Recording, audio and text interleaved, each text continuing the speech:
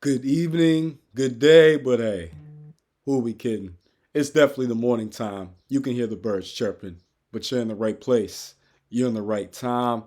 So sit back and enjoy the ride. Pelicans Daily presented by Fan Arch. I'm your host, Dylan Bruton. Make sure to like, share, subscribe. 45 subs away from that vaunted 1,000 number. The countdown is official. Hey, when you're chilling with Dill, you know the drill. You know what to do. Show a little love. It don't cost a thing. Promise you. But all that aside, I do appreciate y'all once again with the views, the comments, the support, the good, the bad, the ugly. It all goes a long way. But let's right hop into it. Speaking of the ugly, oh man, we got rid of a guy that I really love, I really liked, and I really was bigging up quite often, Mr. Antonio Reeves, a guy that came in as a second round pick, and when he was given the opportunity, when the moment was presented to him, he ran with it. You know what I'm saying? Did he show superstar potential? No, but he showed that he belonged in this league. He showed that he was a guy that was able to make the best of his opportunities. He showed that he was a guy hungry. He showed that he has a skill set as a shooter, as a scorer, as a distributor off the bench. You know what I'm saying? And he just showed a professionalism. You know what I'm saying? Very, very mature, head on his shoulders, very well rounded. So yeah, this one I ain't gonna lie. This one did hurt the news. I saw we got rid of him and in place signed Trey Alexander from the Nuggets G League team.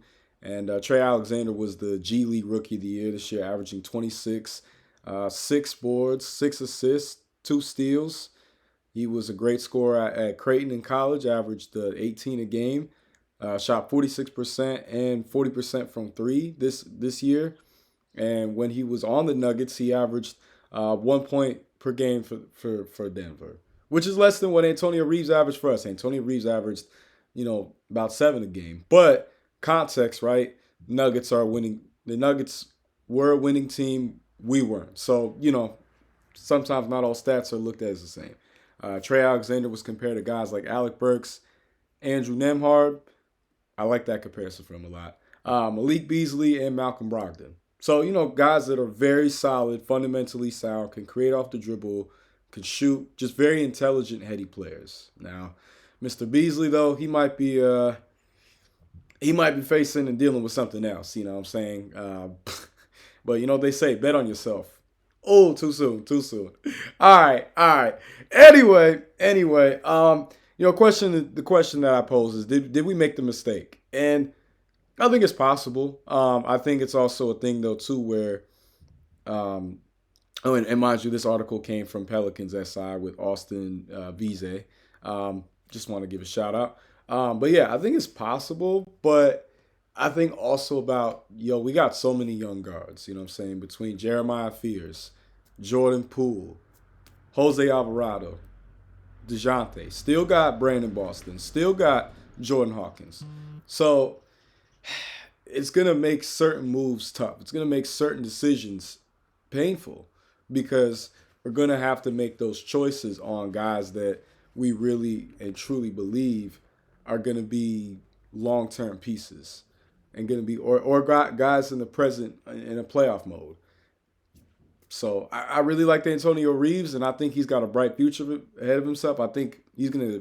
Some team is gonna very much be counting their lucky stars and praising God if they got a guy like him. You know what I'm saying? Great young man, and he's got a bright future as a player.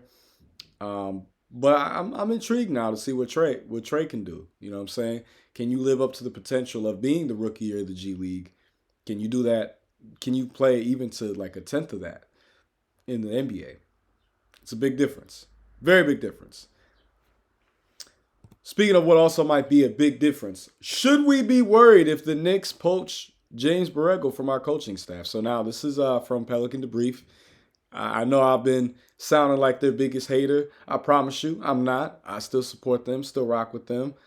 Chris Lambert wrote this article too, so I mean, it adds to it. I still do support Chris and rock with him. But an article came about saying that the Knicks are a likely team to make a move for James Burggo, our assistant coach, especially given them now signing Mike Brown. And with him, with James Burggo when he was the coach of the Hornets, they were the 12th most efficient offense from 2018 to 2022. Utilizes speed, utilizes floor spacing and shooters. Just able to maximize a roster even if he doesn't have a ton of pieces. So, I look at it like there's always a possibility, right? And if maybe, saying the numbers is right. There's just always that possibility just because of the nature of the business. But should we be worried? Should we be like in fear? No. If it happens, it happens. One thing Chris did say, which I'm like, this is a funny way to jab at somebody, but there's truth to it. He was saying that if in the event we have a slow start and things aren't going well, you have the perfect in-house replacement with James. And hate to say it, he's not wrong. He's not wrong. So I think that we're going to do everything possible to keep him around. I think it's one of those things where, like, look, you can go out there and look for whatever the best opportunity is to set you and your family up in a better position, right? I don't see President Dumars as someone who is going to be like, nah, I don't want you to pursue the best possible opportunity for yourself. Especially like, both guys were former players. And obviously, a little backstory about James Burggo, obviously he wasn't an NBA guy, but he played in college, right? So I think there's definitely respect on that level of understanding, like, not being gate kept and blocked from opportunities it's such a big impact. So you have that, and then just the way that President Dumars has been moving, he very much wants to do right by the staff and the infrastructure within within the organization in New Orleans. That's very much the intention and energy that he is putting out there for the world to hear and see. So I think that in the event with something like that, then yeah, he wouldn't be like, oh nah, don't go take an interview, don't go on a visit. You know what I'm saying? Because it's like, look, no one wants to be an assistant forever, especially a guy who once was a head coach, right? It's different if James Burggo had no head coaching experience. Then it'd be like, okay, well, not saying we can lowball you, but you don't know. You just don't know. So like you're only going off of speculation by that point. But do I think that the Knicks would make an offer that he couldn't refuse? It's possible. It's very possible. But they already got their head coach, so it's not like we're in fear of us losing them. It's him to them and becoming their head coach. It would be to be an assistant, but he would likely be like the top offensive assistant for them. And I mean, a lot of teams could benefit from an offensive mind like James Burggo and just a coach like him. But it doesn't, to me, look like that's going to be fully the case, if that makes sense. You know what I'm saying? I think, like, again, they'll throw something out there. They'll throw an offer or two. But I don't think it's going to be like, oh, my gosh, like, I can't go out and, look for myself. I'm bound to this job here. I don't think President Dumars is on that type of time. I could be wrong, but I just don't see it. He is not giving me the impression that he's even on that type of time. You know what I'm saying? It'd be so different if we had anything from his reputation to suggest that. There's a reason why Michael Jordan said of all the bad boys, he had the most respect for Joe Dumars. And he had the most amount of admiration for him. Joe Dumars was the only man to be on the court and shake everybody's hand. He was the only one that didn't walk off the court. And to me, that always, more than any other story about Joe Dumars, to anybody out there who's thinking that I'm, carrying water for him and running interference. No. I just have a tremendous amount of respect for him. He's a guy that, some of my old heads in my life spoke of very highly. Very highly. You know what I'm saying? Given his NBA history, given his track record, given what he accomplished as a player. So, given that's the case, I think that there we go. Given that that's the case, I think that there is a likelihood that, again, he's not going to, handcuff any opportunities away from James Burggo. But I think also James Burggo might be intrigued to see what he can do still as an assistant coach under this staff. And perhaps like, okay, like if I get a feel for like this is a really talented roster here and I can build from here, what do I even want to go out and look for when head coaching opportunities come about? Because it's one thing to have other assistant coach opportunities. It's like, yeah, I could move to a bigger market, right? I could move to a franchise with more name brand, more cachet. But does that guarantee that I'm going to get a more fulfilling experience out of it? Am I going to become better at my job? No, there's no guarantee with that. So I think that's where he might still be intrigued on what can this roster do? What role will I play? And if I play a significant enough role, that makes me look good, right? That makes then other teams go, hey, you were that guy that was the assistant coach, part of this coaching staff that elevated, took their game to another level. How about coming in for a full-time offer? How about coming in for a full-time interview?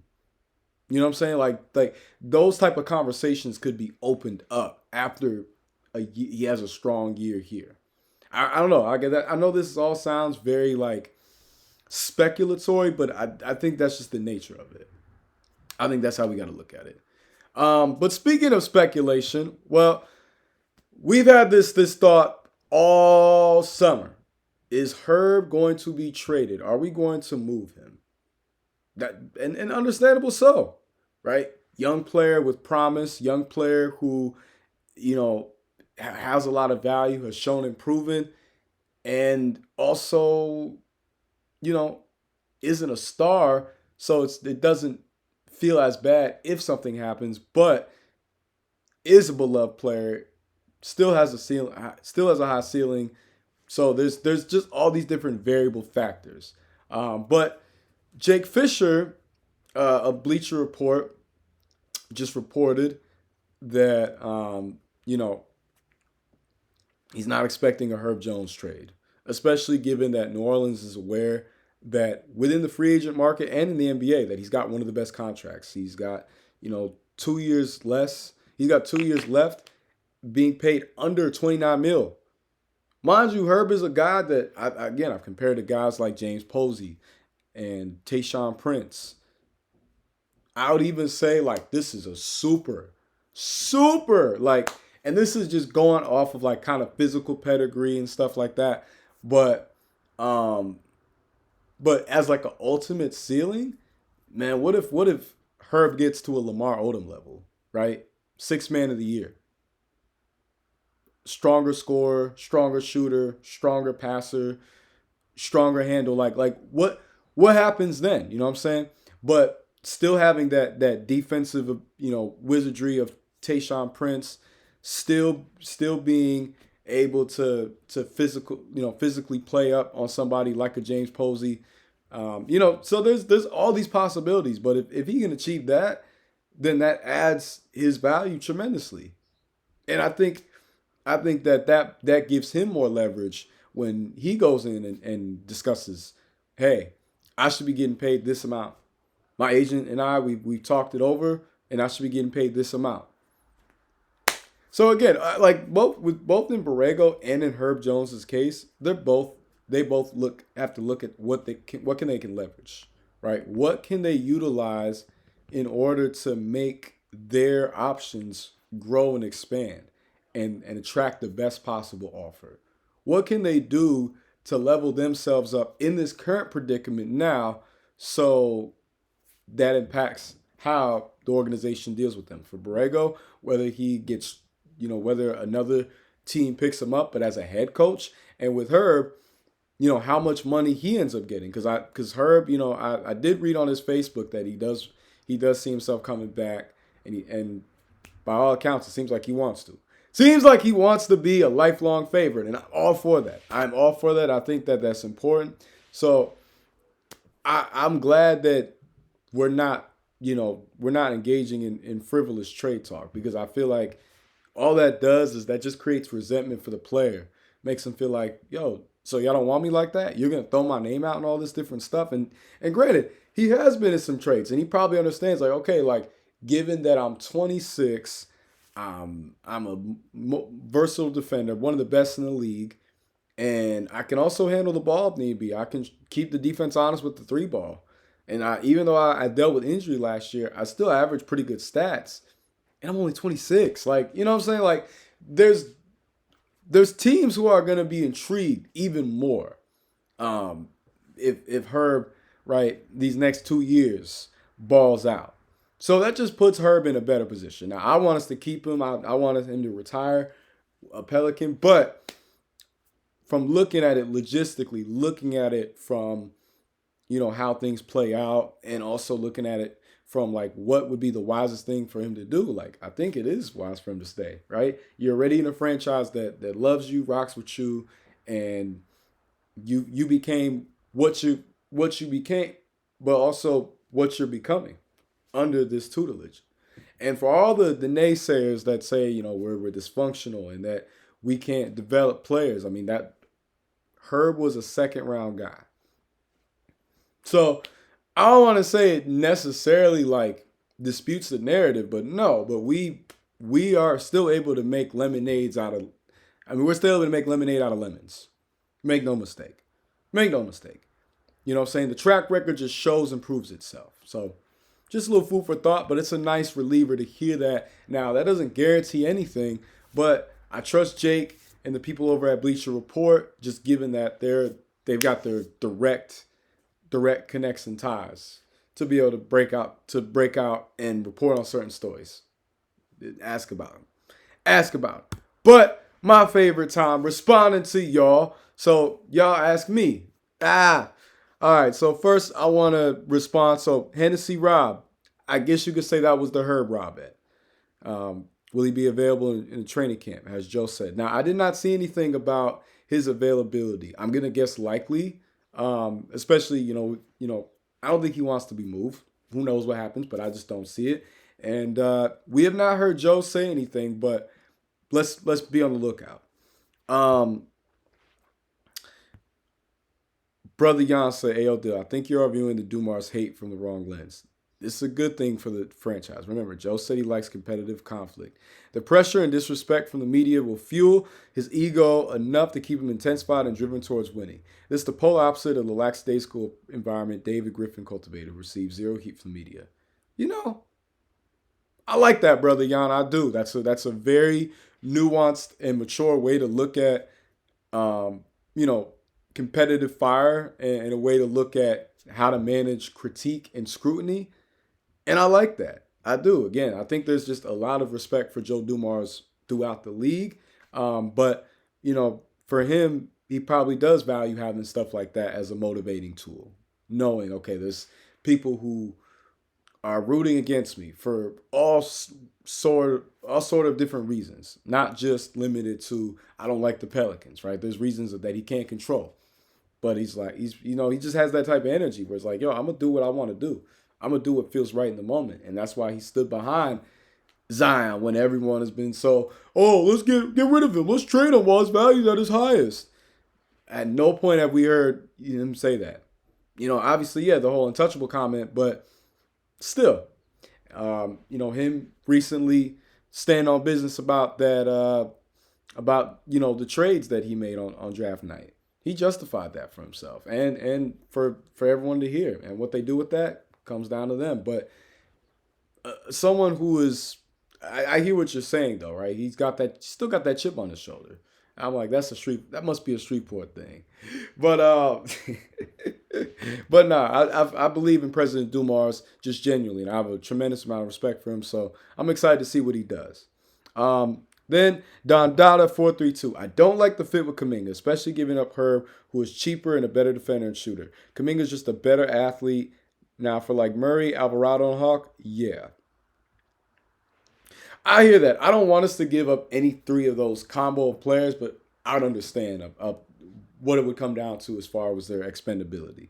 But yeah, I like Kuminga, but I don't want us to give up Herb. Like as much as possible, I want us to keep Herb. That is the goal. That is the plan. But I'm not the one to control that. That all comes down to the front office organization. But we'll see what ends up happening. But I don't think we're gonna get Kuminga. I think that's all smokescreen. And perfect way to end this. The original Don Guillory said, just agent noise. Pelicans have no interest in Kuminga. I think it's possible. I think it could also be a smokescreen. So we're only gonna see. Time will only tell. That's why it's important to, look for the truth, right? In this day and age, folks want to just put out anything, claim it's the truth, but there's no actual concrete evidence behind it. There's no proof. Then treat it like fluff, because that's all it is. But ain't no fluff over here, man. Anything that I tell y'all, I've taken the time to learn about, and I've made sure that I'm coming from an educated and an aware position. Now, I might butcher a name or two. That just comes down to phonetics. But as far as like just anything that I'm bringing up in terms of, a player and their connection to certain things or what happened in certain games, then there's a reason. There's all rhyme and reason, and make no mistake, I put in the time to make sure that I learned so that anything I'm saying does not come across from an uneducated point of view. I know that's a lot to just say, man. I just make sure that I know what I'm talking about, but truly and sincerely. So we'll see. But there's a lot more to look forward to. So make sure that you're subscribed to Fan Arch. Make sure that you're subscribed to this channel. Appreciate all the love and support. Again, it does not matter if it's love or hate. I appreciate it at the end of the day, because you went out your way to speak to me, and that's always a blessing. Truly. And, to the people who are sharing my videos, much love. So, hey, that's all we're going to do is spread love. It's the Brooklyn way. Yeah, shout out. Shout out to Biggie. But, yeah, I appreciate y'all so much. I know this is a shorter video, but I know, hey, sometimes in life you need those shorter videos. Sometimes you just need an appetizer. Sometimes you don't always need the main entree and the main course. So, hey, short and sweet and to the point. That's sometimes the best formula. You know what I'm saying? But that's going to be it. I really appreciate all the support. Make sure, again, like, share, subscribe. 45 left. We're in the home stretch. It's evident. Rhyming accidentally. Boom! Hey, but I got faith. I got faith in us this year. And I think overall, the future and the sky is the limit. So, like I said, if you're not rocking with us now in this process, don't be rocking with us when we a 50-plus win team. Just don't. Don't be over here. Yeah, I believed in them. But we got the receipts. You didn't believe in them. You said they should blow it up. You said all this. So, stay over there. Stay over there.